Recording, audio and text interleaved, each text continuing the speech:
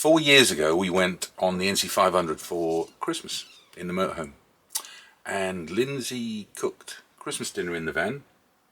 Well, tried to cook Christmas dinner in the van, and I did eventually. But it took 9 hours.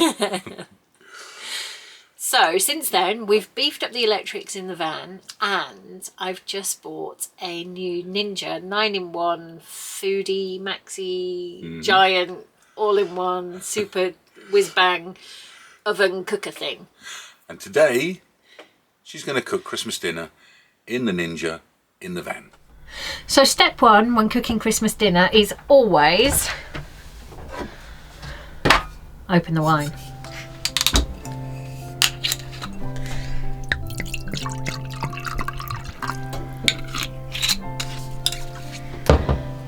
Cheers.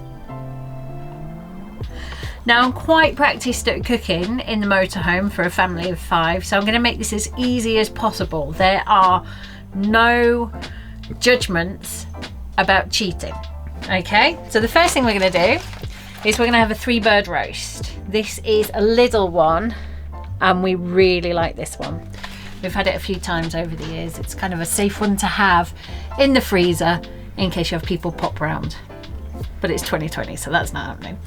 Okay, as well as that, frozen roast potatoes, frozen parsnips, peas from the freezer, sweet corn. I've actually found a can that we bought in Spain when we were there in the summer.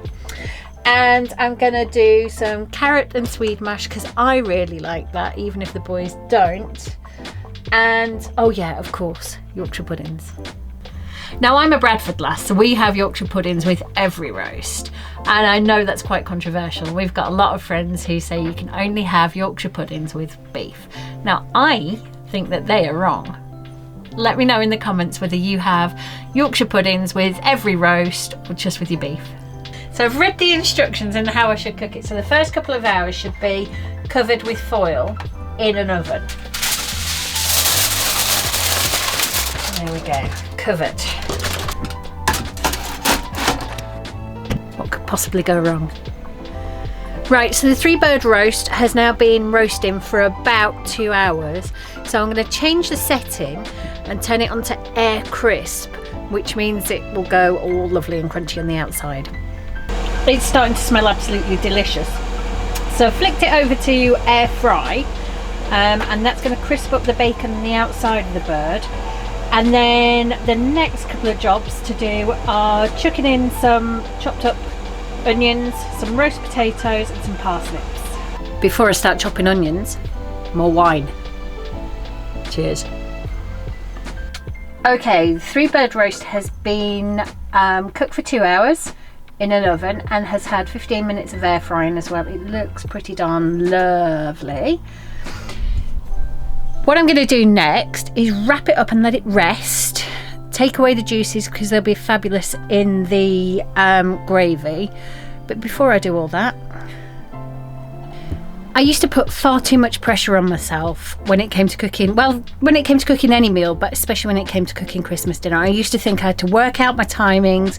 I would have a spreadsheet. I'd print the spreadsheet off and I would work to that. But actually, one of the tips I learned is that if you let your meat rest, and I'm sure loads of people know this already anyway, but if you build in that rest time to your cooking time, then you've got so much more time to play with and you can relax and enjoy the day a little bit more. Wrap it in tin foil, wrap it in a towel.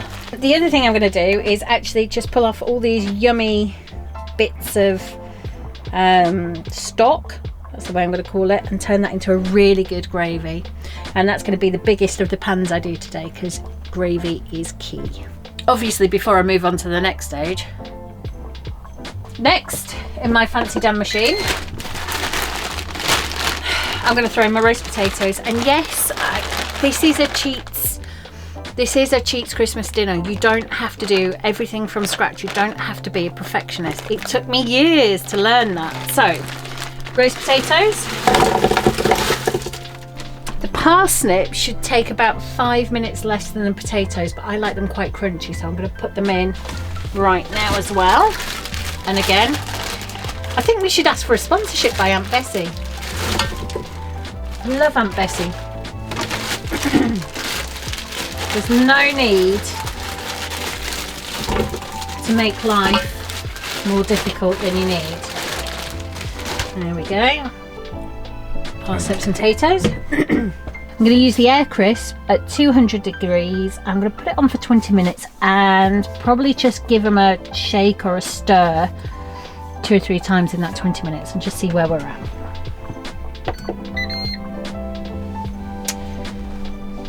Time for another glass of wine, I think. Cheers. Oops, so focused on the wine I forgot the onions. Again, just chuck them all in.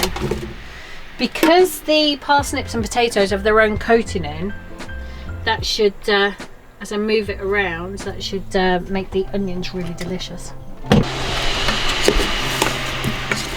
Just lift the lid and give it a bit of a stir around. It's so easy. I'm going to use 3 pans. 1 for gravy, because gravy is life.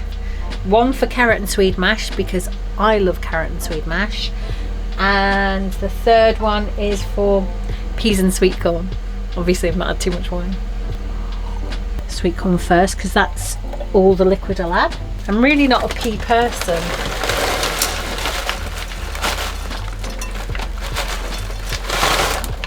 But the boys like them, so carrot and swede.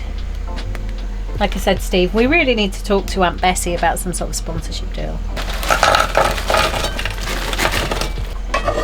My final Christmas dinner in the motorhome cheat is ready-made pigs in blankets.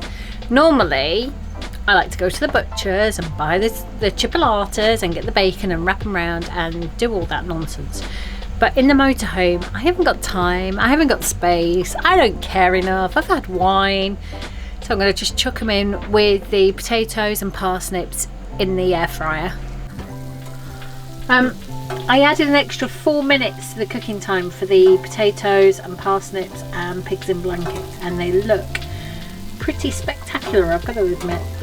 Moment of truth. I'm going to unwrap the birds, carve it, and then dish up.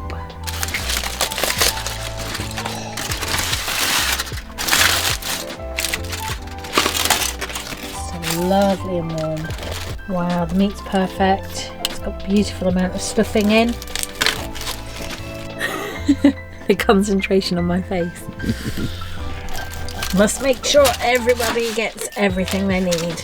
The best thing about these pans is that they stack into each other and one handle will move between the 3 pans. So I'm going to dish the gravy into the gravy boat. And then I can move it to the sweet corn and peas.